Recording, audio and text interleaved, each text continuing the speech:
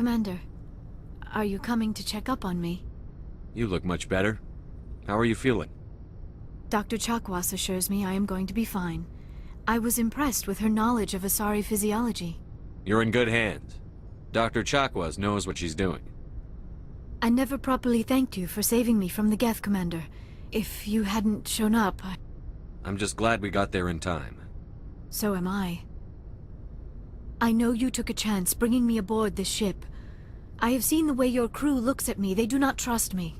But I am not like Benezia. I will do whatever I can to help you stop Sarin. I promise. Don't worry, Liara. I trust you. I know you won't let me down. It means a lot to hear you say that, Commander. Thank you. Tell me about yourself, Liara. Me? I am afraid I am not very interesting, Commander. I spend most of my time on remote digs, unearthing mundane items buried in long-forgotten Prothean ruins. Sounds dangerous. And lonely. Sometimes I would run afoul of indigenous life forms or stumble across a small band of mercenaries or privateers, but I was always careful. Until the Geth followed me to Artemis Tau, I never found myself in any situation my biotics could not handle. As for the solitude, well, that is one aspect that most appealed to me. Sometimes I just need to get away from other people. You don't like other people? I suppose it comes from being a matriarch's daughter. People expected me to follow in Benezia's footsteps. They wanted me to become a leader of our people. Matriarchs guide their followers into the future. They seek the truth of what is yet to come. Maybe that's why I became so interested in the secrets of the past. It sounds so foolish when I say it out loud. It sounds like I became an archaeologist simply to spite Benezia. All children rebel against their parents. It's a natural part of growing up.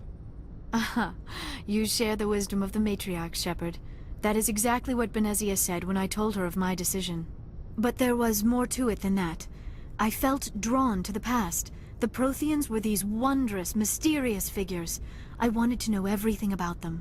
That is why I find you so fascinating. You were marked by the beacon on Eden Prime. You were touched by working Prothean technology. Sounds like you want to dissect me in a lab somewhere. What? No! I did not mean to insinuate. I never meant to offend you, Shepard. I only meant that you would be an interesting specimen for an in-depth study. No, that's even worse. Calm down, Liara. I was only joking. Joking? Oh, by the goddess, how could I be so dense? You must think I am a complete and utter fool. Now you know why I prefer to spend my time in the field with data disks and computers. I always seem to say something embarrassing around other people. Please, just pretend this conversation never happened. Do you know why Benezia joined up with Sarin? I don't understand it. She was always outspoken about the need for the Asari to become more involved in shaping galactic events. Maybe she thought allying herself with Sarin would somehow be for the greater good in the long run. At least I hope so. This hurts you, doesn't it? None of this makes any sense to me. I have not spoken to Benezia in many years, but I know her, and this was not like her. Something changed. I'd like to know more about the Asari. We were the first species to discover the Citadel. We were instrumental in forming the Council, and we always strive to be the voice of peaceful cooperation in galactic disputes. My people believe we are all part of a single galactic community. Each species contributes something to the greater whole. Although we seek to understand other species, it seems few of them seek to understand us. The galaxy is filled with rumors and misinformation about my people. Like what?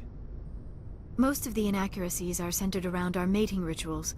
My species is monogendered. Male and female have no real meaning for us. We still require a partner to reproduce. This second parent, however, may be of any species and any gender. I don't understand.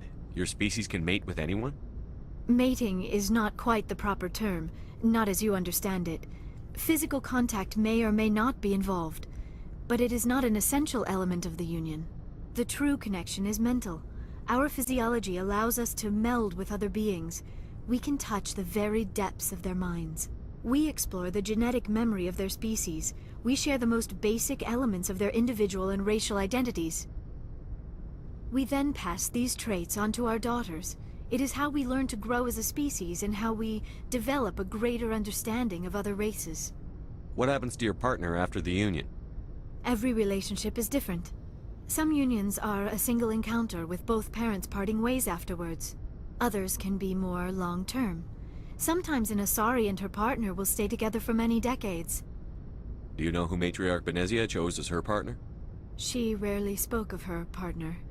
Though I know my father, if you want to use that term, was another Asari.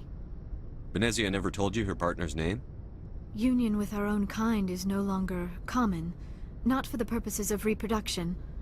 Most Asari believe it weakens our species. Asari daughters inherit racial traits from the father species. If both parents are Asari, then nothing has been gained, or so conventional wisdom would hold. I am what is sometimes called a pureblood, though no Asari would ever be cruel enough to say the word to my face. It is a great insult among my people. It is possible Benezia's partner was embarrassed by their union. She may have been too ashamed to publicly acknowledge me as her offspring. Maybe she wanted to meet you but couldn't. Something could have happened to her. Maybe she passed away. You might be right. I hope you are. But I have no way to know for sure. Benezia never spoke of her partner. Whatever happened, it caused her too much pain to dwell on it. She raised me by herself, though that is not uncommon. Many Asari raise their children alone, particularly if the father species is short-lived. Often the partner will pass on long before the child reaches maturity. You Asari live for 1,000 years. What happens when your partner dies? Few sapient species live as long as my kind. We have learned to take a philosophical approach to our unions. We do not focus on the inevitable loss of our partners. Instead, we enjoy the time we spend with them. And even after they're gone, a part of them lives on in us. The union is a connection that transcends both time and space. I should go. Goodbye, Shepard.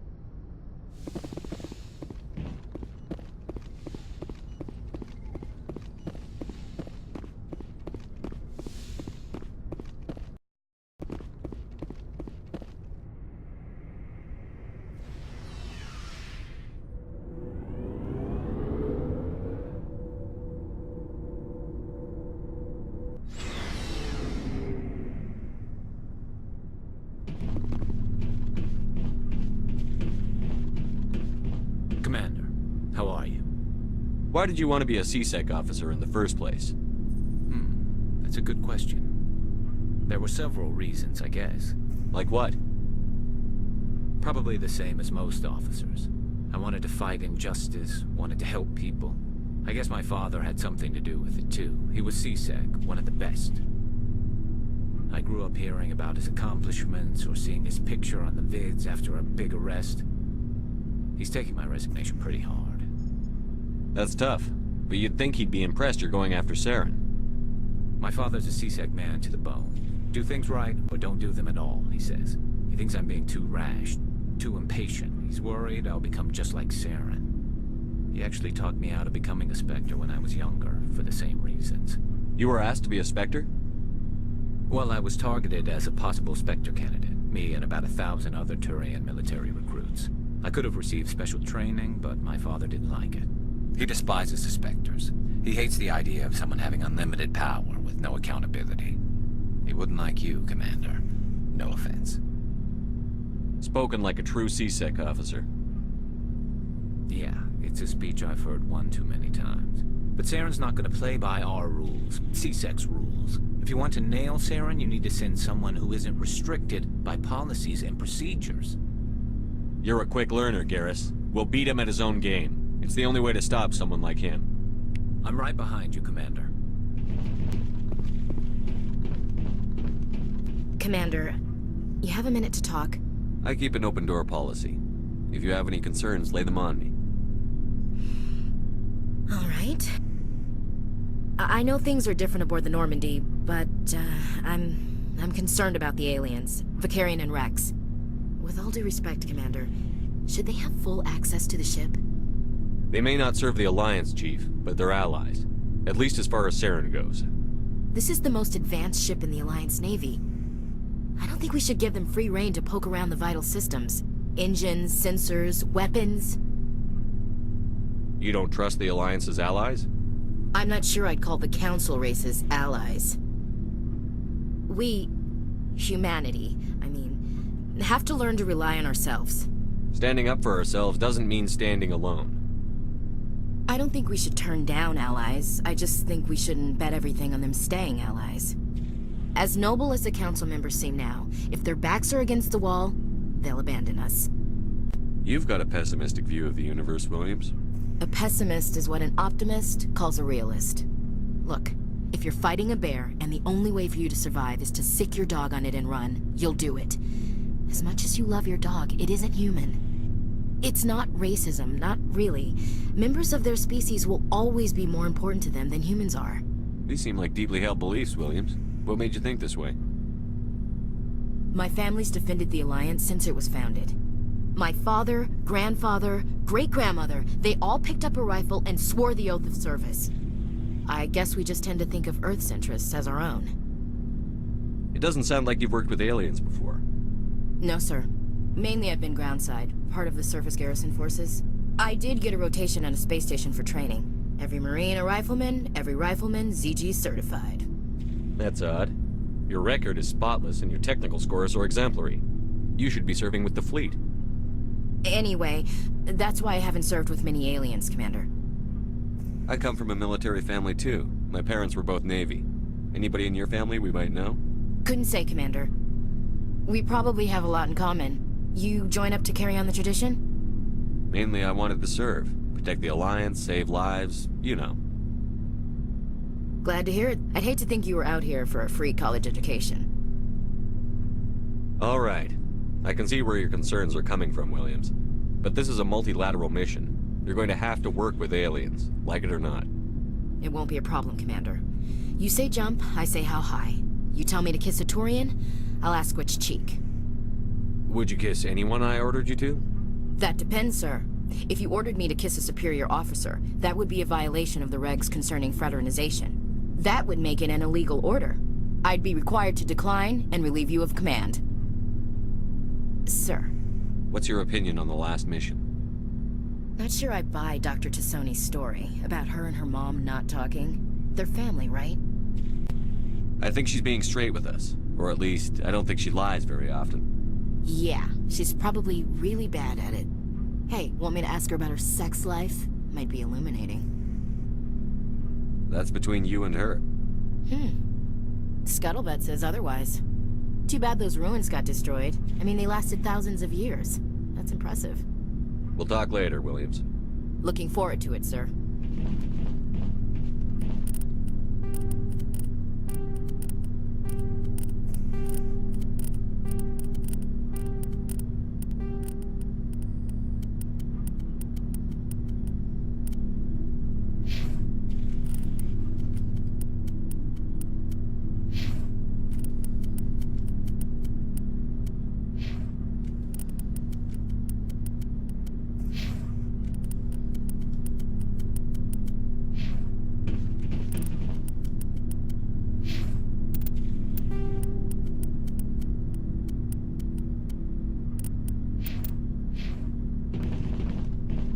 So, we've got Sarin on the run. It won't be long now.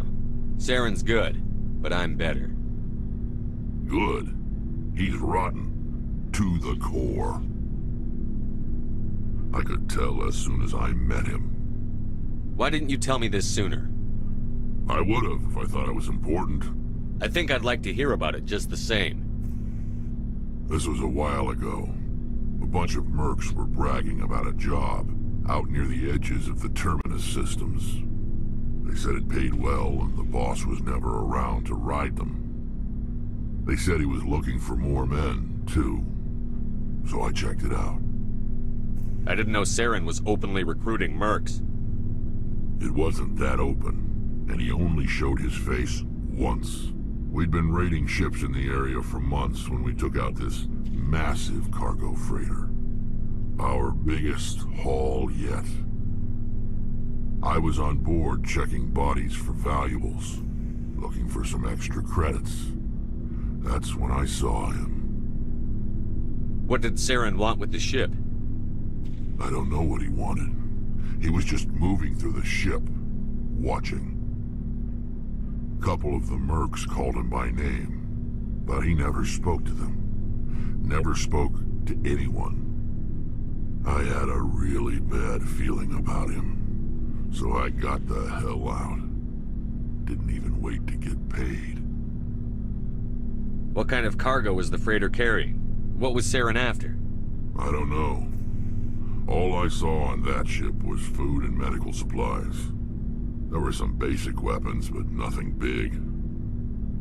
If there was anything of value on that ship, I didn't see it. That's why I didn't mention it sooner. Whose ship was it? There was a Volus trading vessel. Big one. Lots of guards. But they were no match for us. That's the only time you saw him? Yeah. Didn't even know who he was. Still wouldn't if I hadn't joined up with you. But my instincts were right. Every other merc on that mission turned up dead within a week. Every damn one. So long, Rex. Shepard.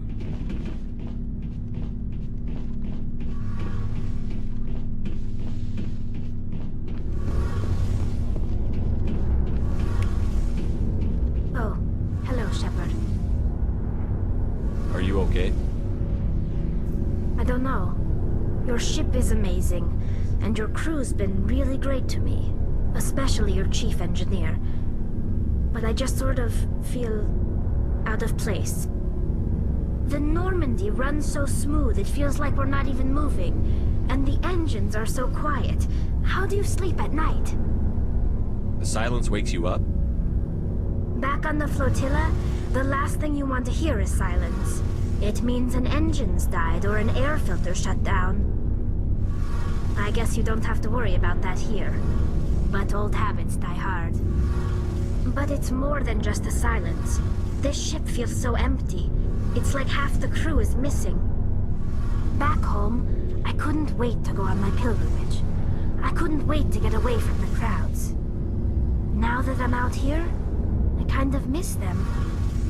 Sometimes we don't appreciate what we have until it's gone. That's true. I'm starting to wonder if that's what the pilgrimage is really about. It's given me a whole new perspective on my people and our culture. You know, there's always a few who go on their pilgrimages and never return. I always assumed something bad happened to them. But maybe they just wanted a different life. You do plan to return to the migrant fleet, right? I could never abandon my people, Shepard. I will go back eventually. But we have to stop Sarin first. Otherwise, I might not have a home to go back to. I should go. See you later.